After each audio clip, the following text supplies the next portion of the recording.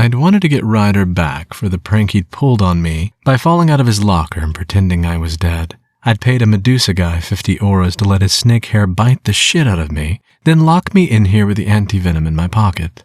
Emotion was burning a hole in my chest, and panic ripped down the center of me from what I'd heard. Ryder was walking himself to his death, and I needed to get control of my limbs, chase after them, and stop him. I'd tie him up in the trunk of my car and drive anywhere, making random decisions so fate couldn't catch us. Hold on, Scar. The venom was taking too long to wear off, and I groaned in my throat as I tried to call out for someone to help me. The fake blood on my shirt was starting to dry, and I cursed as I slowly got the movement back in my tongue and lips. Help! I groaned, trying to make my mouth work properly as I heard someone walk into the locker room.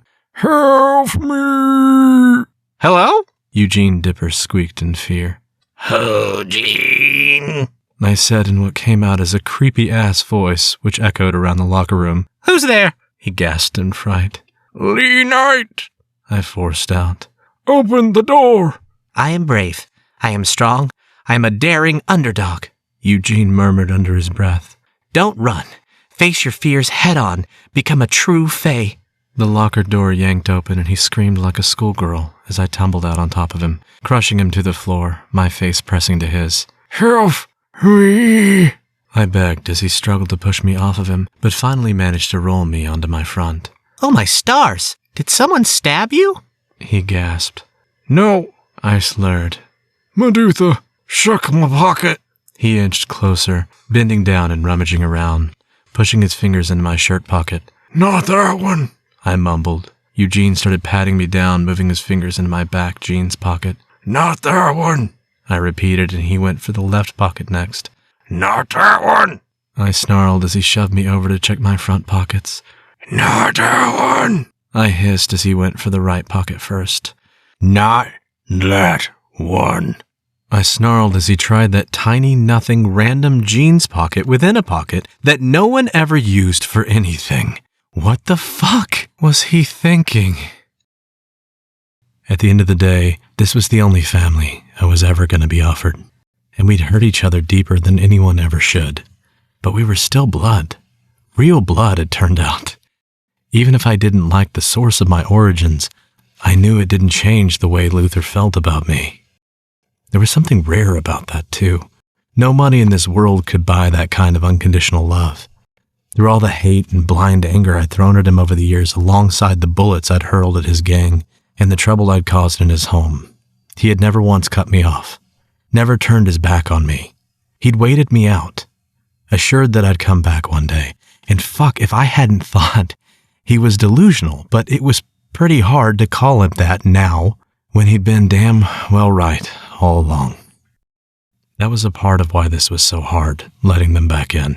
Because I wasn't one who took being wrong easy, but was I really going to let my stubbornness leave this wall up between me and my family, so we'd never truly be whole again? So I'd always be left on the outside, at a distance to the love we'd all once shared. I searched for the right words, but nothing came. The silence wore on, and Luther continued standing there with his arm around my shoulders while Fox stroked Mutt, and all the bad blood we had between us sat there stagnating. How was I supposed to clean it out? What was it going to take to fix this once and for all? I thought back on my childhood, a time when we'd been good, then to the years when we grew into teenagers and Luther started pushing the gang life on us. It wasn't bad, though. Yeah, we had our fights. Fox and I fought back against Luther's demands, rebelling whenever we could. But that was the way of teenagers, wasn't it?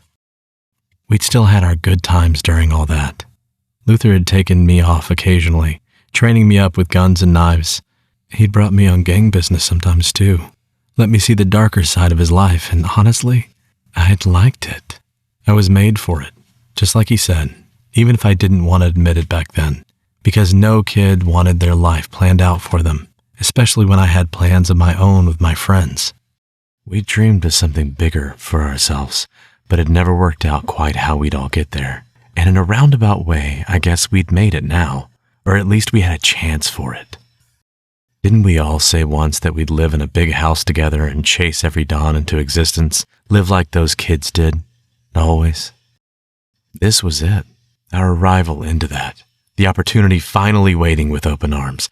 And yeah, maybe some of us had gotten here by traveling separate paths, our feet dirtied by the roads of despair and suffering we'd ended up on. But the point was, we were all here now. So I had to seize this chance with all I had, for the kid I'd once been, because I owed him that much.